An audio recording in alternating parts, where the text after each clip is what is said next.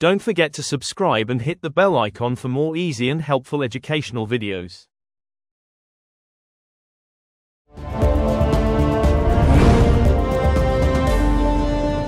దేశంలో మూడో అతి చిన్న రాష్ట్రం త్రిపుర. ఈ రాష్ట్రం భారత్లోని ఈశాన్య భాగంలో 10,492 చదరపు కిలోమీటర్ల విస్తీర్ణంలో ఉండగా పొరుగు దేశమైన బంగ్లాదేశ్తో 856 కిలోమీటర్ల పొడవైన అంతర్జాతీయ సరిహద్దును కలిగి ఉంది.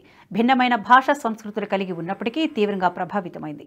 బంగ్లాదేశ్ నుండి అనేక మంది శరణార్థులు భారతదేశానికి వచ్చారు.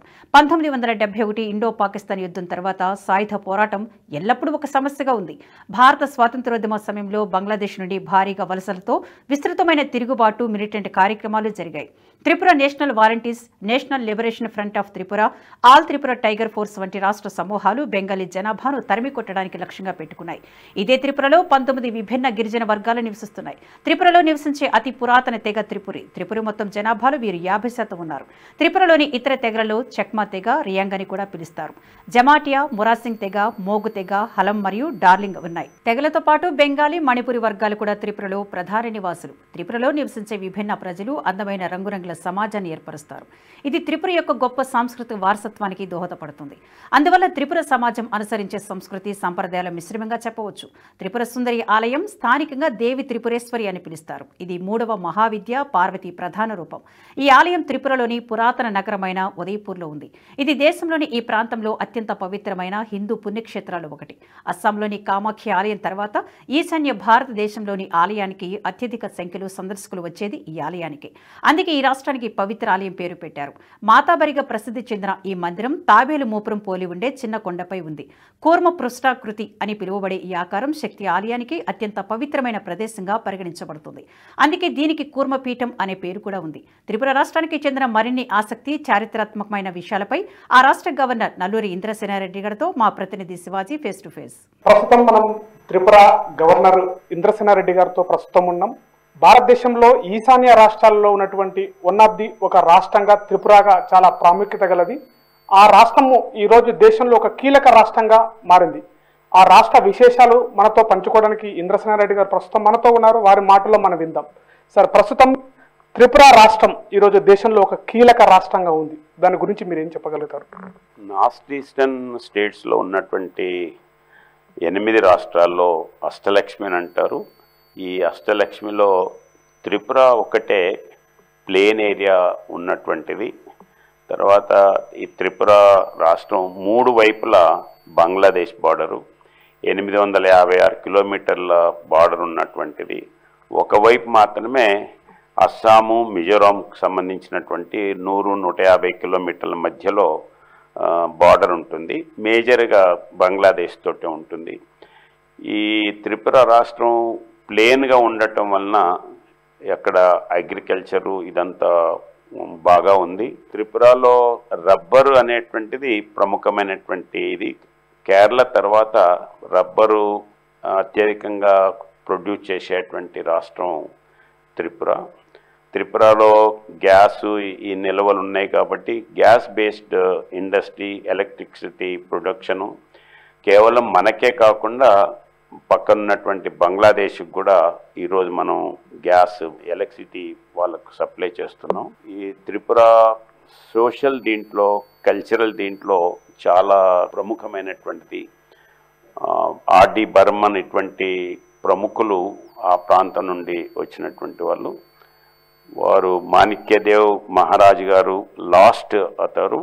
వారు యొక్క సతీమణి భారతదేశంలో విలీనం చేయటానికి సహకరించినారు. ఇప్పుడు వారి యొక్క అస్తిత్వం, వారి యొక్క రోల్ అంటే వారు ఏ రకంగా డెవలప్ చేశారనేటువంటి స్పష్టంగా కనిపిస్తుంది. నార్త్ ఈస్టర్న్ స్టేట్స్లలో ఈ 8 రాష్ట్రాల్లో అస్సాం తర్వాత అత్యధికంగా అంటే ఎడ్యుకేషనల్ హబ్బు, అదే రకంగా హెల్త్ హబ్ విషయంలో త్రిపుర ప్రముఖమైనటువంటిది. త్రిపురలో ఇంటర్నేషనల్ ఎయిర్పోర్ట్ ఉంది. రోజు చిన్న రాష్ట్రమైన కేవలం 40 లక్షల పాపులేషను, 60 మంది ఎమ్మెల్యేలతో ఉన్నటువంటి చిన్న రాష్ట్రమైన రోజు 40 ఫ్లైట్స్ ఇప్పుడు రెగ్యులర్గా అక్కడికి వస్తుంటుంది. దాని తర్వాత పెద్ద ఎయిర్పోర్ట్ అంటే మళ్ళీ అగర్తలా అనే ఎయిర్పోర్టే. అగర్తలాకి ఇంకొక ప్రత్యేకమైనటువంటిది, అక్కడ అగర్వుడ్ ట్రీసు, అగర్వుడ్ సెంటు, అదే రకంగా దానికి సంబంధించినటువంటి కాయిల్స్ ఇవన్నీ కూడా అక్కడ ప్రముఖంగా ఉంది.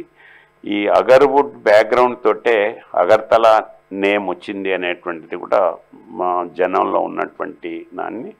అదే రకంగా అగర్తలాలో శక్తిపీఠం ఉంది, త్రిపుర సుందరి శక్తిపీఠం. అదే రకంగా ఒక టూరిజం దీంట్లో చూసినట్లయితే చాలా మంచి స్పాట్స్ ఉన్నాయి. వాటిని ఈ మధ్య టూరిస్టులు కూడా చాలా పెరిగారు. డైరెక్ట్ ఫ్లైట్స్ కూడా అన్ని ప్రముఖమైనటువంటి సిటీస్కి వెళ్ళి డైరెక్ట్ ఫ్లైట్స్ కూడా ఉన్నాయి.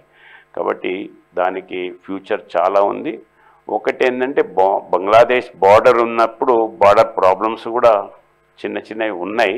బట్ దాన్ని కూడా అధిగమించి అభివృద్ధి దిశలో మిగతా వాటన్నిటికీ కాంపిట్ దీంట్లో ముందుకెళ్తుంది.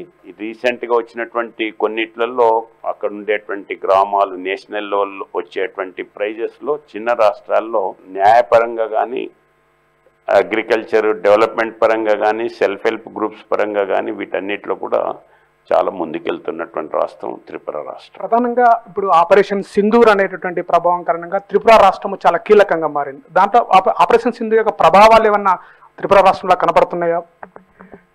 ఆపరేషన్ సింధు అని కాదు, గత సంవత్సరం కాలం నుండి బంగ్లాదేశ్లో ఉండేటువంటి రాజకీయ పరిణామాల వలన అక్కడికే వెళ్ళి ఇన్ఫ్లో రావటానికి చాలా ప్రయత్నం చేస్తున్నారు. స్థానికంగా ఉండేటువంటి పోలీసు, గవర్నమెంటు, అదే రకంగా బిఎస్ఎఫ్ వీళ్ళందరూ కూడా దాన్ని అన్ని రకాలుగా అడ్డుకుంటున్నారు.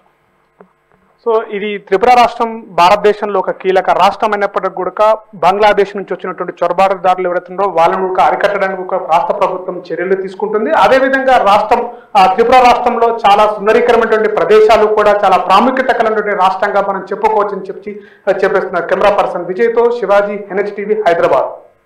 ఈ వీడియో మీకు నచ్చినట్టయితే లైక్ చేయండి, 10 మందికి షేర్ చేయండి. అలాగే కామెంట్ల రూపంలో మీ అభిప్రాయాలను మాతో పంచుకోండి. Nationalist hub group of channels ను సబ్స్క్రైబ్ చేసుకుని తెలుగునాట జాతీయవాద జర్నలిజాన్ని ప్రోత్సహించండి. ఈ వీడియో కింద ఉన్న బెల్ ఐకాన్ పై క్లిక్ చేయడం మర్చిపోవద్దు.